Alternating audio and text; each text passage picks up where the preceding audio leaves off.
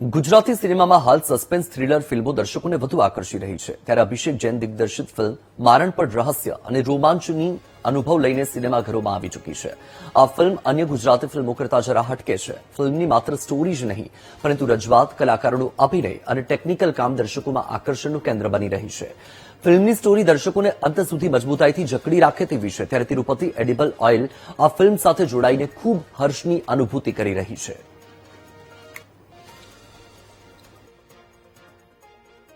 અમને અભિષેક જૈનની આ ફિલ્મ સાથે જોડાઈને અત્યંત આનંદ અનુભવ થઈ રહ્યો છે. અમે ભૂતકાળમાં બી અભિષેકની ઘણી ફિલ્મ સાથે એસોસિએટ થયા છીએ, જેમ કે રોંગ સાઇડ રાજુ, આંટીપ્રિન્યોર, અને એમની સાથે અમે અમારી એડ કમર્શિયલ્સ બી શૂટ કરતા આવીએ છીએ.